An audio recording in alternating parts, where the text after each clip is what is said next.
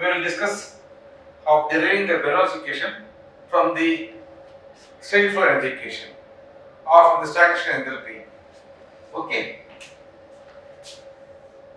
So in case of the steady flow energy equation, we finally ended up with this equation,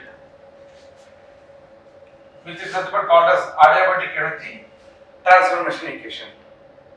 In this equation, when C2 is brought to rest, my H2 will become stagnation enthalpy, which means H1 becomes H and C1 becomes C.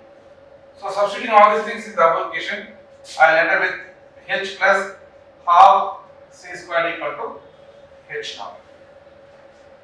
In this expression, which is constant, which is variable? I just told us to tell all three are variables. H, C and H naught are variable. But please listen, H naught is no more a variable, it is a constant. Whereas H and C can take different values.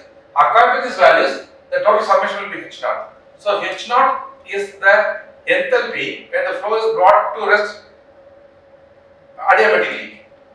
Okay, so H naught is a constant. That is what I want to communicate here. Whereas H and C are the variables. H is the static enthalpy at station 1 and C is the velocity at the inlet. Okay, fine. Now I will try to differentiate this one.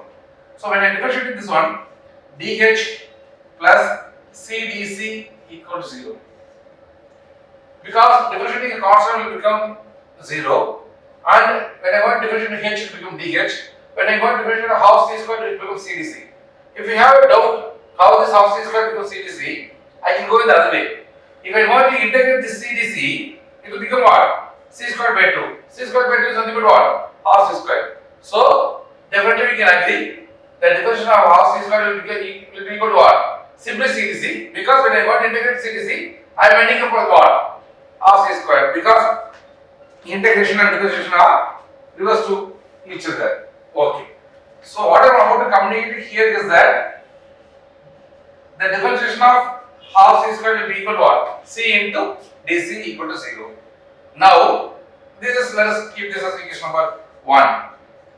We know, what we know, the formula for H is equal to, there is one more formula for H equal to what? Q plus PV. In the other section we see H equal to CPT, there is also one formula there, but there is also a formula relating the enthalpy with internal energy, use the internal energy, P is the pressure, V is the specific volume. So we have this equation. Now, let us have this equation number 2.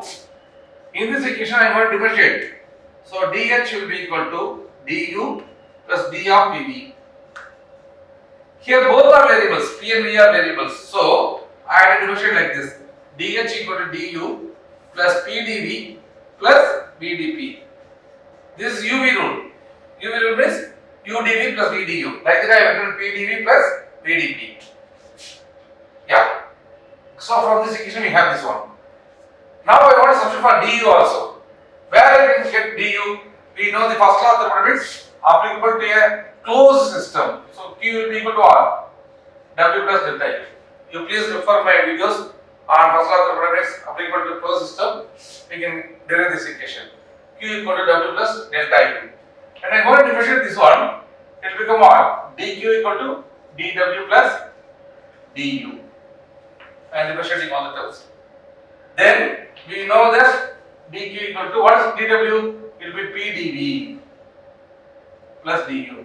Why? Because w equal to integral of pdv, so dw will be equal to simply pdv. Now from this, what is du? dq minus pdv equal to du. So for du, you substitute this value. So let us call this as equation number 3. This is equation number 4. So what I am about to tell here, substitute 4 in 3. So for du, you substitute dq minus pdv. So dh will be equal to dq minus pdv. I have substituted for du from 4 plus pdv plus vdp. So minus pdv go and plus pdv cancel away each other. So the equation becomes dh is equal to dq plus vdp. But here we have seen the flow is adiabatically decelerated to zero velocity. What is meant by adiabatic? is no heat transfer, which means dq is also 0. I'll repeat once again. We have taken the standard energy equation in which we got the stagnation enthalpy by making the flow adiabatically decelerated to 0 velocity. Adiabatic means there is no heat transfer, which means dq equal to 0. So this term will become 0. So my dH will be equal to what? VdP. Now you take this equation as 5. We can substitute 5 in 1 because we have dH. So I can substitute dH as what? VdP in 1. So it has become VdP plus CdC is equal to 0. So let's call this as equation number 6. So the equation 1 becomes 6 by substituting for dH as VdP. What is the unit of V? Specific volume. Specific volume means what? Meter cube per kilogram. Because volume per mass, that is nothing but what? Is small v equal to capital V by mass. So it is meter cube per kilogram. What is the unit of density? Density equal to what? Kilogram per meter cube. This is nothing but what? Mass by volume. So rho and the specific volume are reciprocal to each other. So instead of V, I can put as 1 by rho. Instead of V, I can put as what? 1 by rho, because the units are also just reciprocal to each other. So dP by rho. So what I did? Instead of V, I put as 1 by rho. V equal to what? 1 by rho. Plus C dC is equal to 0. Okay, this is the expression what we got. Okay, fine. I hope I can erase this one.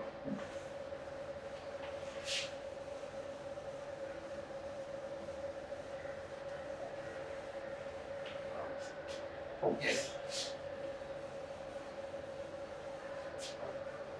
Okay, dP by rho plus CdC. Now let us try to integrate this equation. I am trying to integrate this equation. Here, while deriving the Bernoulli equation, the Bernoulli equation is applicable only for incompressible flows. What is by incompressible? The density is a constant. Density can be compressed. It can be increased. Okay. So, incompressible means density equal to constant. So, in this equation, what I am telling is rho is a constant. So, I can take outside the integral operator. So, it's 1 by rho of integral dP. Got it what I am telling? Why I taken outside the integral? Because it is no more a variable. It's a constant. Because it's incompressible. Why it is incompressible? Because the Bernoulli equation is applicable only for the incompressible flows. So, I made the rho to be taking outside. Plus CdC is equal to integral of 0. When I am integrating 1 by rho, dP will become P. dP will become what? P. What about CdC? Will become C squared by 2. Because you know x power n will become what? Integration gives x power n plus 1 by n plus 1. So C power 1 plus 1 is 2 by 2. So that is the formula. So we got C squared by 2. What is the integration of 0? What is the integration of 0? Yeah, it is constant. It is what? This is called constant of integration. This is called what? 0 you should not put once again 0. This integration of 0 will yield some numbers. That's constant. Why means if I go to differentiate constant, I will end up with 0. So if I go to integrate 0, I will end up with some constant. So they are just opposite to each other. So it's not a constant. Now I have to find out what is the value of constant. Now I have to find the value of what? What is constant? Okay. Why I have not used C means already there is one C. So I use the full term as what? Constant itself. Okay. Now the thing is, when C becomes 0, what become P? P will become P naught. Already we know that. When C becomes 0, H2 will become what? H naught. Now my P will become what? P naught. Similarly, rho will become what? Rho naught. Why? I want to find the value of this constant by applying some boundary condition. What is the boundary condition? When C equal to 0, my P will become what? P naught and rho will become what? Rho naught. So this will become P naught by rho naught plus 0. Why is 0? Because I have taken C is equal to what? 0. We got what? Constant. Now what is the value of constant? Constant is equal to P naught by rho naught.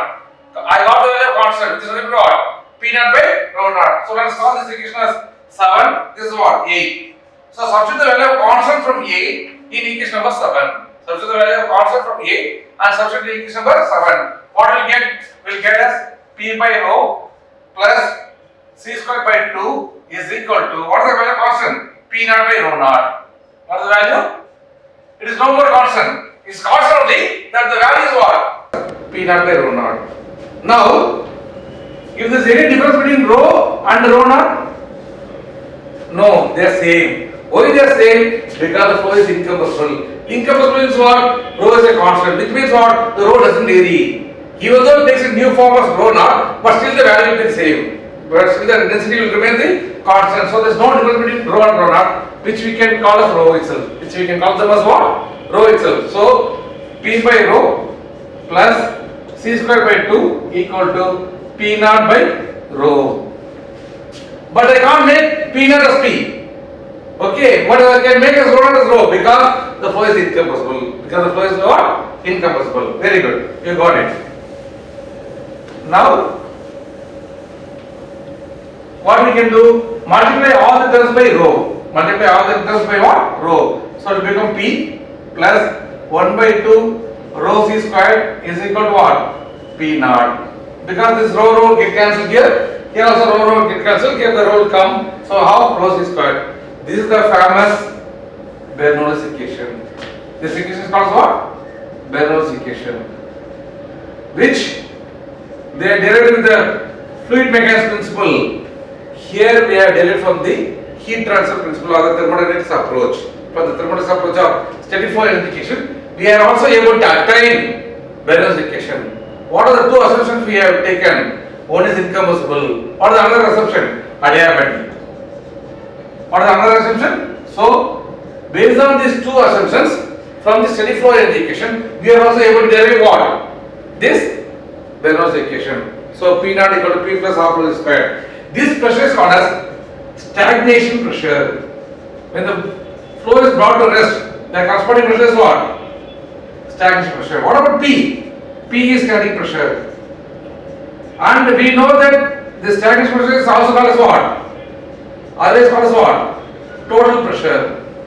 So one pressure is total pressure, another pressure is static pressure. So what will be this pressure? This term will be what? This is nothing but dynamic. Got logic? Because total pressure will be equal to what? Static pressure plus dynamic pressure. So even though we do not feel any pressure term, but this term contributes to the flow of the fluid. So it is nothing but, in continuation to the equation what we derived for Bernoulli's, here P plus half rho C squared equal to P naught. Here P naught indicates the Bernoulli's equation. P naught indicates the stagnation pressure. P indicates the static pressure, and half rho C squared indicate the dynamic pressure. Now I will try to take this P to the other side. So it's P naught minus P equal to half rho squared.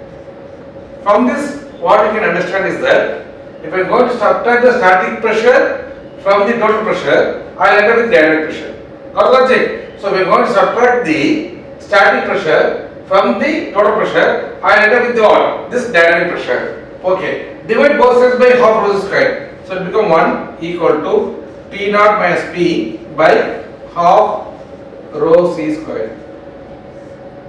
Got logic? So what I did? I divided both the terms on the left hand side and right hand side by half rho squared. So 1 equal to P naught minus P by half rho squared.